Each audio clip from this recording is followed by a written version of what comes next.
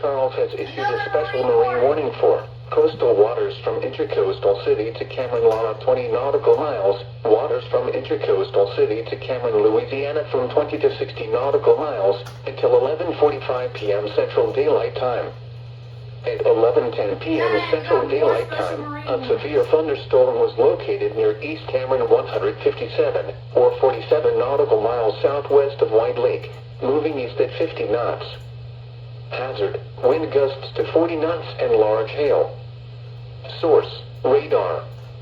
Impact, small craft could be damaged and briefly higher winds and suddenly higher waves.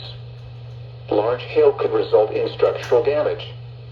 Locations impacted include Vermilion 78, Vermilion 67, West Cameron 269, East Cameron at 122, Vermilion 119, East Cameron 109, and West Cameron 248.